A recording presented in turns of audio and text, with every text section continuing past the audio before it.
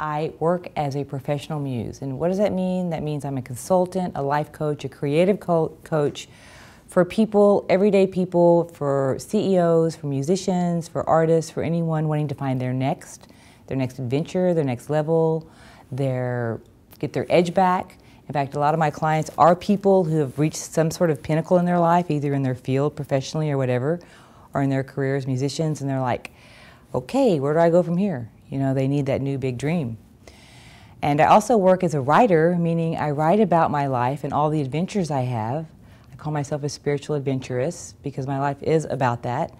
And in this book, I wrote about my work as a muse and what I've learned along the way that helps all of us, including myself. So I'm just sharing tools that I've just had the privilege of getting to know along the way. So, little background on myself. I have been a seeker almost all my life. Starting in 8th grade, my life has been about finding that ever since, whether it's looking for God, looking for self-mastery, knowledge, any of the words you use that want us to go beyond what this existence appears to be. So, as an adult, I was a professional seeker. I went to every seminar, I read every book, I became a Buddhist, I studied yoga, I taught yoga. Pretty much everything one would do, all of the S-type seminars, all the transformational seminars, pretty much what a lot of people in this room have done as well. And then one day I was reading Osho's Book of Secrets, and the last chapter said, well, if you want to go all the way, you have to go find a spiritual master.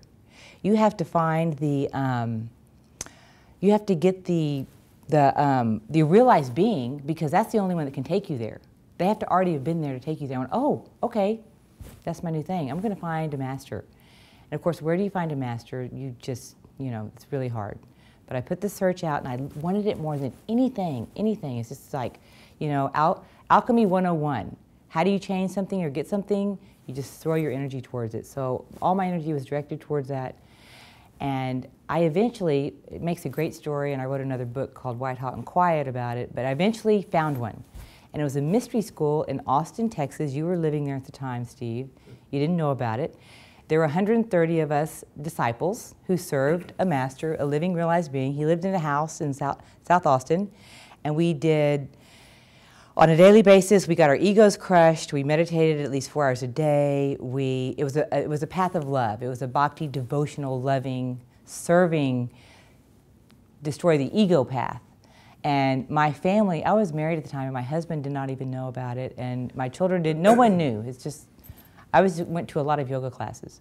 But yeah, it was amazing. So we were transformed. We learned through the breath, all these transcendental states, how to access through ascended breathing and certain kind of breath work, going to the knowing, which is learning how to see the light through your third eye while in meditation.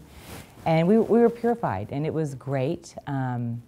It ended in shocker, scandal.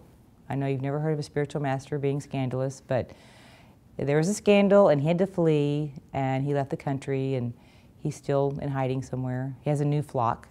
But it was very controversial, but a lot of them are. I'm grateful for it, and I just saw 2 of my ex-disciples in Sedona on 11/11/11, at 11/11/11, and we were celebrating how great it was. It's like, we were surrounded by other people, and anyway. We'll talk about Sedona at the end, because I want to share about that too. So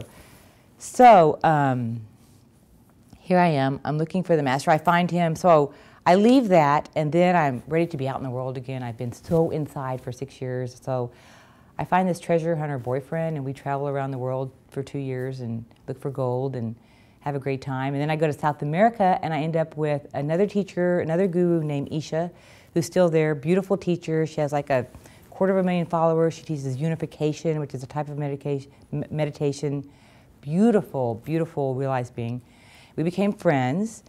And then I just got tired of following. I'm like, I am just tired of following. So when I relaxed and quit following, I had the realization that, you know what? There really is no truth other than ourselves. We are our own gurus. I mean, I actually got that. Being that up close and personal with these realized beings, and knowing that no matter who you are, what level you can access, when you're on the planet and you're in a body, you're a personality. So no one transcends that. So even the gurus, we're all just personalities accessing multi-dimensional levels at all times. Anyway, I had a new perspective, and so I just like, I loved when I saw Ram Dass, he said, there is no formula for a realized being. Bam, that's it.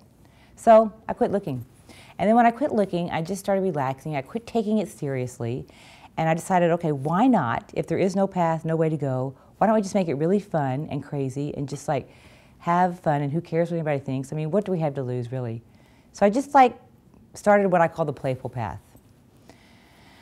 Yeah, and so that's where we are today. I'm still on the Playful Path and getting more mischievous every day. It's like the only fun I have is mischief. No, that's not true. Kind of true, okay, not true, but.